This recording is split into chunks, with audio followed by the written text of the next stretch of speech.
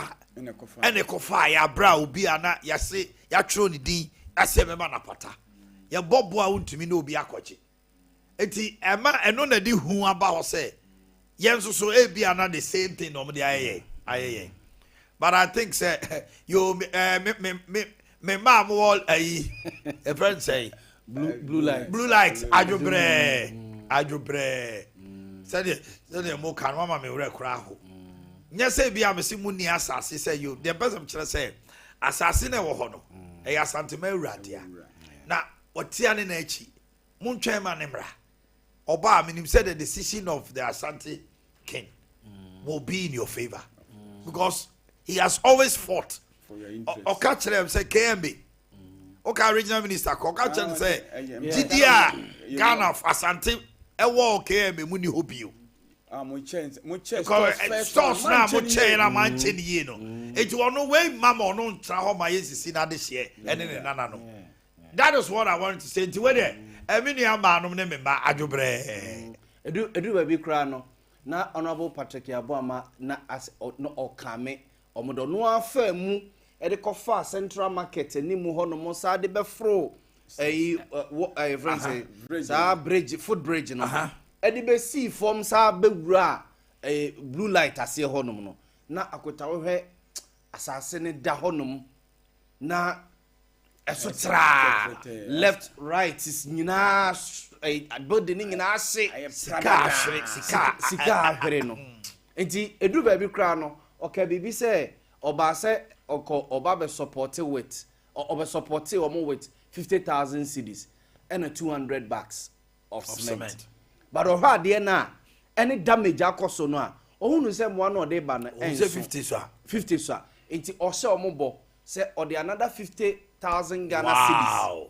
eba be ka omo ho na omo ede apeja ade because the waba be hu ewo edwom ho no mo no enye adeketo akra wo say ye di edi agro en akota oduro no say boys ni bi kra no ene ma ni bi e form ho no mo no o ma started the niam ni bi because wanya ni sa wanya se how boys ni bi the table aba be sisi wa share oye ne kase pa oye ne kase pa na ato ya tables say yentie yura na fe menemo ye be fa adwene kwan a ye betimi afa ade asiesi adum ne sibia amanfo ho akire mo okrom ha esa say kofi ka chere me o se nipa be 10,000 ene edi dwa wa ha na sasem say to the pa ene akire do inti awie menso so we cry me some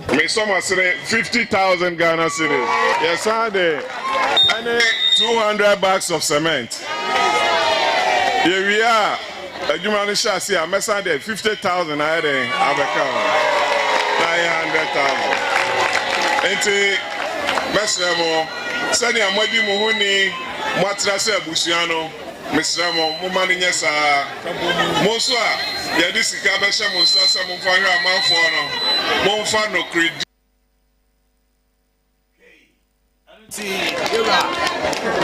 atu rancham kasia etu ye besa na watwe miensan mienu ene fan am say Ghana for obiate omo a omo ne yebesu ene yesu omo amu bejam ye so ajam ye omo betutu omo nan abaha so omo ye no pepepe meti se asem ni si ye no omampanini baha ya papa bamboo baumia enso abaha last week mene honorable Kennedy Japan ebaha anopai yewura Matthew Poku prempe eso ebaha na musha hambe hu se be ma fefe bi chigina ya friend honorable Patrick Buama sam emerge store ne moso ya ma obibia emesi store no na mom ya be so mo ankasa masre na ma stores no na ma nyamu stores ade aya adwuma enti onyankopon onhiramo. Okay, now you call other stories and national issues President John Dramani Mahama has signed the very bills that were presented to him to abolish e-levy, betting tax, and others. Now, the signing ceremony, it was beautiful. Now, a shekina said Ghana for maybe was see ayo yenshani ekoso ewo Jubilee House. This is the electronic transfer levy repeal bill. That's the famous e-levy bill. I'll proceed to sign it. Okay, I've just given assent to the repeal of the famous e-levy bill.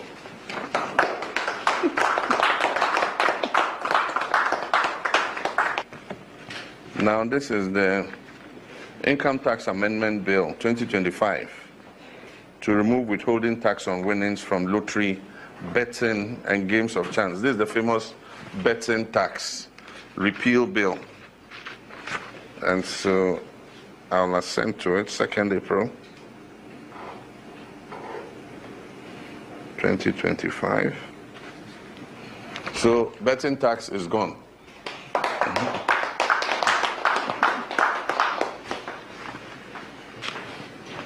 Now, this is the emissions tax repeal bill. I don't know if any musie tax. Kwa udu ha ka ho. Ebi o top petrol, o comporto. Just a way engineer. Enya o mo shiwi. Wait, the free car. So, emissions levy repeal act 2025. Emissions levy is gone. Okay, enti Omanhene John Dramani Mahama. Now, a former MD, Samuel Dubik Mahama, ECG. Akoba say, and sama yedi hun komo bebre fa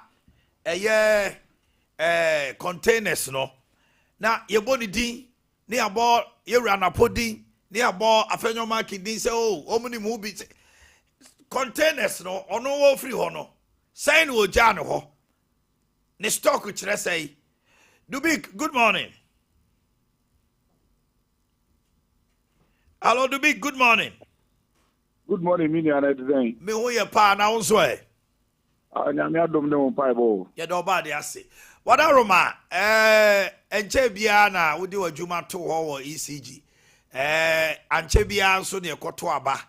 Etimefa say a chunk of the years sa containers in ade ede na wonim fa ho obetima ka kire Ghana for because edin say ya ana say ye bo din di tu amregu a enye ene de hyemra so enye Wada Roma ye tie wa no pay Nini ede me dafe na ade nyina start no my imagine say my edin e bi say na minister say wa set up committee a o mu hwehwem na sebi makoma mu na ya me say committee bi adako obeto nsa afre mi say wo yin sebi gb4 obetena akonya no na etisen na ka bia me so ma yeden me de media to put ko abo me no ka say committee am frame da omo ntie me no musem ye me wan say ye the final interim report atubegem na me start say me kan eno na o kan ye di say ye de ya Tabi, ejuma na ekoye ba si ebe so man ya masi ebe bo man no. Na se my bedi nsem hunu ana se bedi nsem moni bia. Na se wo se amran ni media, wo se amran ni medi. Fi se me ba se me besom. Sompa me ma fa no de meka se container, enti se paper, ana se enti se ya. Enti se bo fruit na be ka se media wi enti ayera. Ana se paper no ma fa appropriate to actually enti. Paper na ayera. It's international supply chain logistics. Container bia wo no an number. Container mimi de ma from nubusa me o brofo meka say a container cannot get missing. It can only be misplaced. And now when a container is said to get missing and we are lost now, it is lost at sea, it is to a punum. That's right. But you see I hey ECG the committee meka and said omo container numbers be Mimi deɛ ni sɛ yɛnto yɛ bo yɛn nyinaa yɛntaa minister n'akyi efisɛ minister no wakoma pa no wɔhwehwɛ nɔkrɛ wɔ adeɛ no mu ne yɛnyae sɛ yɛbobɔ din ɛyɛ ka sɛ wei ayɛ sei yɛmmoa minister no ɔhwehwɛ containers because containers nneɛma no ɛwɔ mu no ɛyɛ ECG dea mekae sɛ mabrɛ so ɛba m'anim sɛ ɛsɛ customs oxygen ECG containers bi ma me to ho anamo a me tro letter come a omo say ade a mo ye mesra mo de mo chen so kaka na yi containers here mo pese mo oxygen fan ye PDS if PDS abreso e na bi so free case bi a yoko investigate a friend LNR enti ka mo de mo chen so kaka na that investigation say we and as a court asemi a arbitration here ye won adwuma eno so enwie ansana etimi we ni na o ka ho bi na na say e bia me sorry free honum ekoye eti se meti say ya ka say why say na we na container so a ayira wo port there e fa ECG staff ho say ana ECG ho say Omanhene fa ne say wa kraka e free abutiraba na abedu port na wontimi ntua duty Ubaka se ka de odia anaka no wo nzem there be container no enka etie na nka ECG yard ena nka container ya yira ena nka nkomo ne de e different kra okay wow ena minister so wo pese bibia dedi o kire se okoport ko hu se containers no ho padia se etie nyina ye first point of call ye ntumu ne hu se containers ambedi ECG ho egusu o port ho me YouTube say ECG ntia ne duty ana visa but ni na your operational issues anka committee frame ya eke na betimi atrase ya den abo ho nkomo na bia ma kyerɛkyerɛ nyem okay na omo frame do big mami musawe as at the time na all free office now we do adwuma to ho no na containers no stock na sign a war port by your knowledge me kase na me exact number na me chantro okay enti me pese me kwa speculation na me kase bi ese ana se so beti ana me kwa ka bibia ebeboa me debi me pese ade ne nyina ye nhwehwem minister say forensic audit me foaso ye nyina ye nhwehwem if say no credit na Ghana fo nyina hwehwe dubi na me stress ye twitwa so ne se ne bobo abanfo di no dubi containers we the ka ho asemi ukotu bi ana ana wo port ana during your time na mokra ni nyina baba ye ni ko tu bi a wo port and na me share if you say me ka say the me ko tu ye no ebi na ebi try under investigation okay me ka ye ndemu me MD no na ye free PDS aba that's true as back as ECG it is not a PDS containers in na so a issue of a friend arbitration and na court won say ho na sa ofa that say where you should know there was already sa liability no say PDS action it was already utua okay it was so just you said there I said ade we asebo ho de ye kan wi a ne aye dey ne abebo ho nkobo me no ka say ye change say ruling on PDS ade na ebeba here we ebia maybe next month and I visa ati no ye nyina ye to ye change see. Okay. Entina just say energy minister Napone board chairman Seme Babano. It has nothing to do with the containers because they don't have access to the containers. So it makes need access to the container. You see the staff can need access to the container. Container no port. Container the bedru Ghana, our Ghana ports and only a Ghana customs. Any ECG it be pay na ebedi ECG wa na obetimi aka say ebia minister ni mu bia na say we ni mu bia na say we ni mu bi me kasa me ni no all right some of the big Mahama medals ya no pay me na me so dance pa okay yaw ani asante makwa ba bio ye ni o mame yamre no na wo se menya bre ma mo kasa na 57% of MPP supporters prefer Baumia to run for 2028. Yo. Global Info Analytics. Musa Dankwa say Ohamo abupan aduonum enson ese say 2028 abane ba ne ekoto a MPP for Ohamo abupan aduonum son se da bi omunsa ma ba omianko na waye ne analysis ni bebre we na abetodwa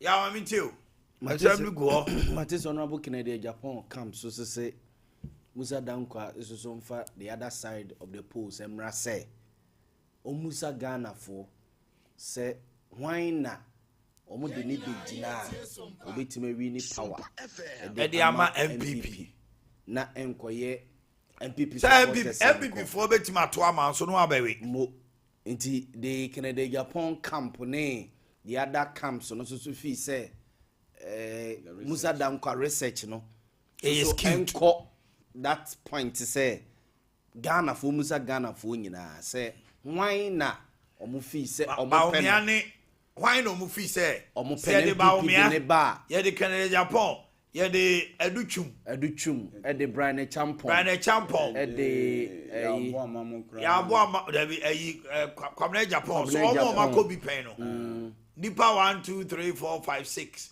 adeni mo so da bia no afiche o adeni mo 1% ni 2% ne 3% supporters ni mo de ejina mu o ya o say ya waduchum Canada Japan ene Mahmoud Baumia se do mu be kira ho no ma Ghana ha why na obeto aba ma no aduchum na etre aduchum say on the first one could be there be say our unity until I guess say aduchum this time around will enter appearance the contested flag bearer. Oh yes. Well, yeah, aduchum will enter appearance. Aduchum will enter appearance. No shred of equivocation, no doubt. Agontamonko. Baby. Yow, mami yam ntemo. And some of it to your mama pen your mama. Yes, MPP for no Rock City Hotel. Yes. Oh, and pictures. Na Osha Baomiane. Kennedy Japan ni na Nadomone. So omo kwa koye appraiser of their loss. I would almost go there. Appraisal of. Edina, they said, yeah, almost here, my cookie. There be also be a report, yes, my cookie, or your final touches.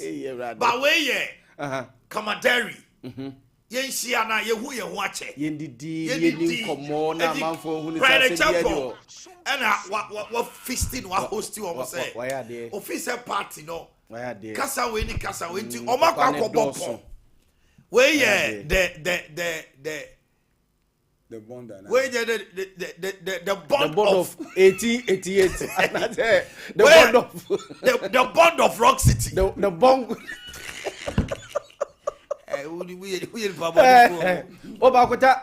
but it's a good omen. It's a good thing. Nipa or advice here na say honorable Brian Champon tenase enwene sade we dwene say baby o mo party no aba bedru also yes ade we no honorable Brian Champon akontaye mo na baso.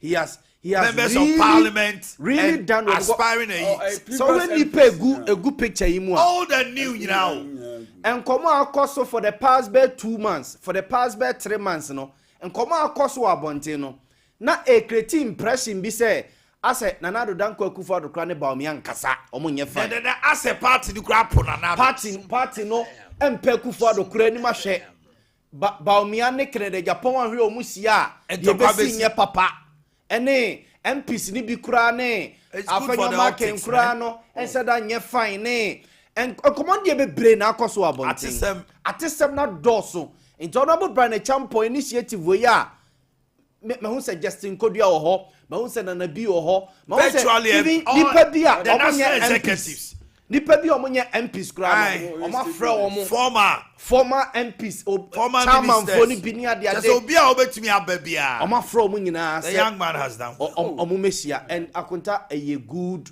ade na honorable Brian Champo aye no a o se party no wo mo aseda bia omo emfa nkoma na and pictures na eno anadwo pia bonten no But your pictures in the door, so Monfa Bingusu baby. Baumia ne Canada Japan. Omudi Komo. Omudina Hodin Komo. Brian Champon. Nanadu Danko Kuford ne Baumia. Nanadu Danko Kuford ne Canada Japan. Pictures ni bi Osho Manim na Akotadia me bomb pie de say. Pictures yo mode breye. When I'm quanko ye masre mano emuna miti. Outside gentility. Home cry. Oh, but at least yeah, it's good for the optics. It's good. To tell Ghanaians say we are unified. It's good. We are connected. Who say as a party ni mu atiama eyate apai no. Maybe hakuta ekoma. Ya ekoma udi asa ade usati. Maybe mintim. Maybe we are usati. Hakuta se ni omo se di nkoma wa bonti na hu. Oh, I know there. Ebia di biatem. Oh yes. Obi ti say honorable Eugene Boakye me boni di aka asem. What can some what didn't come on? I'm told he's there. Now you swear, who's this as well? Safo. Ajwa Safo didn't come on. Akuta the general secretary of the party. Ono so didn't come on. Yes.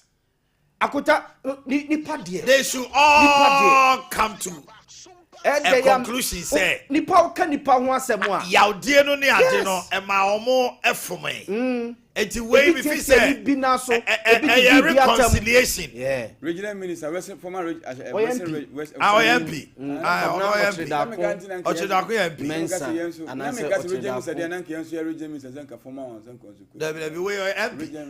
All the MPs were there. Free parliament. But Simon Semensa. Simon Semensa, the son of this year, Wakwahuchi. On free parliament, about 3 years. About 12, 16, 19. On the way, members of, and now here, Joe Wise more. Just the SY president one. I know who know. Honorable Chairman, sir. Honorable Chairman, sir. I could tell you, son, a bit nam because Enra, a honorable Subi MP. And honorable Patrick Yabo, Mamma Catcher, so omo ye eyibi wo but na e also omo be kumase be di se adwuma na omo di ye no enti enu na na o catcher so omo wie omo ko no makwa join. I think it's a good omen for the party. Say week e be kwa koduru weekend ni mu a a good time to bond to omo ndi community so they are we have had a good time heavy papa heavy papa I'll take you 1 weekend. As I tell you, Abraham. Now, go over to my no, wait, to Mukwa. Hey, definitely pillows. Handbags need pillows. But I'm not aware. They should do it. What's that? You go on, Mao. Only they can't enfar, but Okoni Ross Adwan. Okuyenaka. And you move that there more.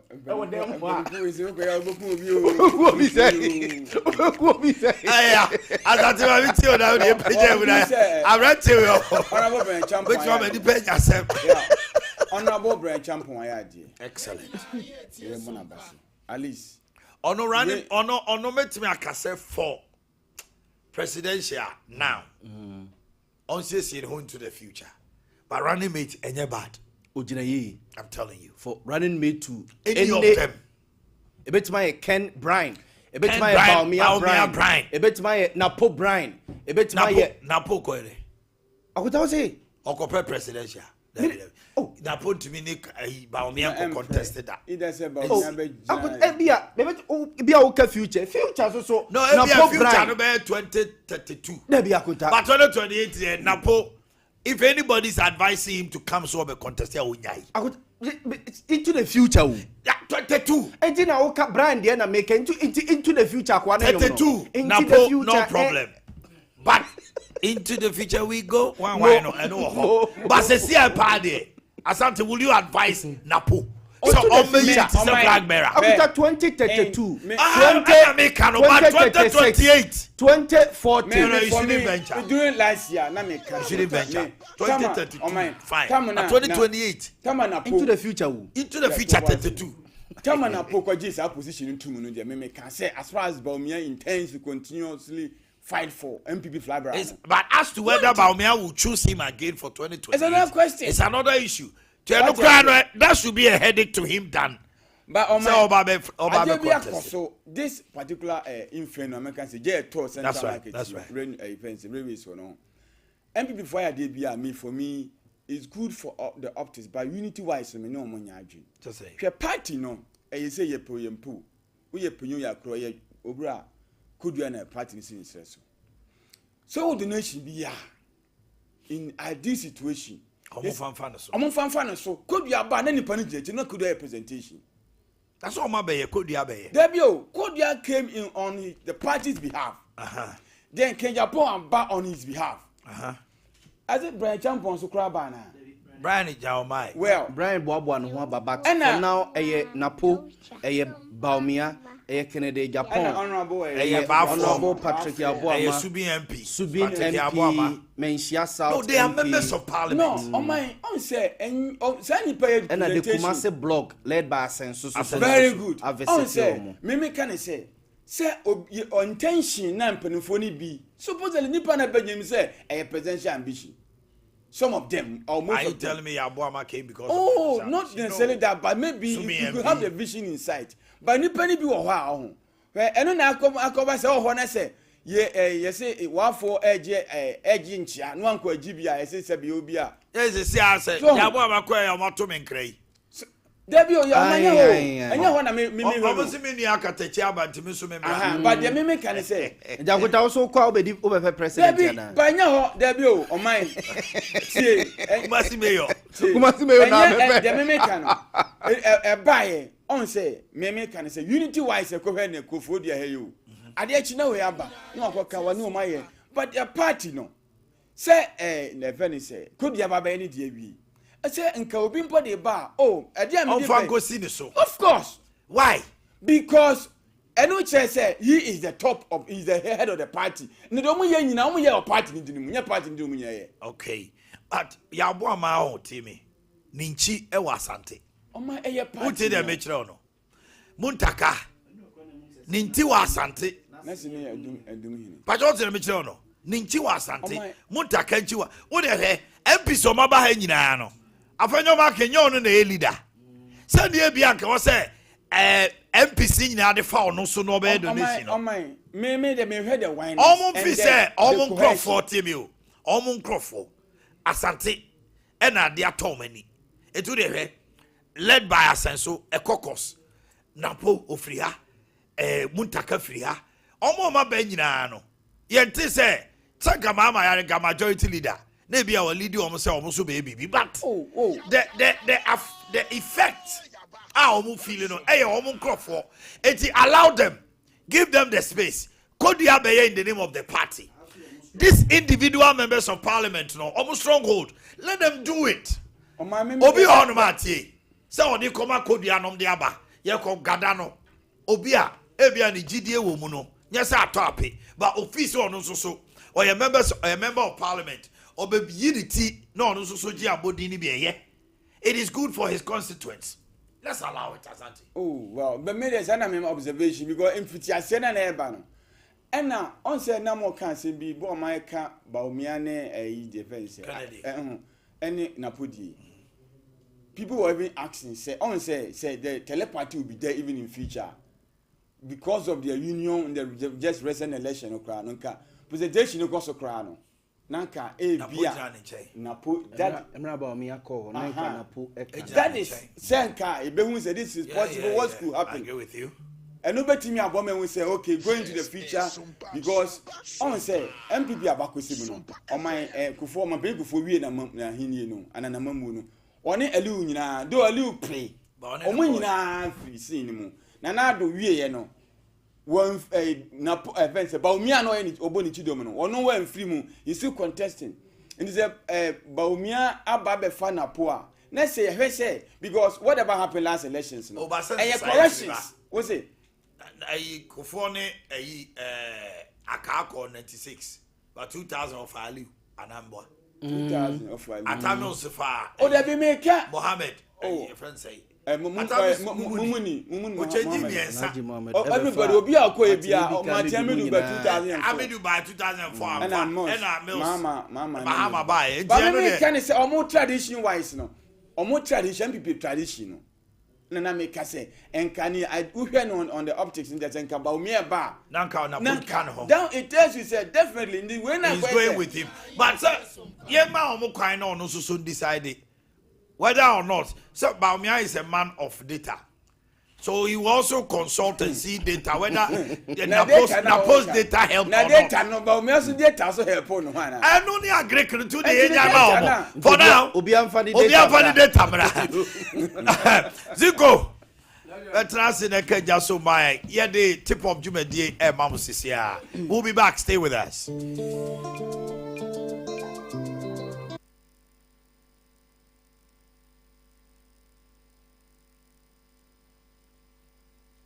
Sama edumi pepe na no pay asa betra say live on Sompa TV, live on Sompa 93.1 FM, live on Sompa 93.1 FM on Facebook and pay asa betra say ya dia good one sama ya boa no ya mamne nkofo crossover ya to ne din tip off in the next 30 minutes latest a good one sama say one so timiti na no pay ya boa no edeba ya from Cinco de Mario media fi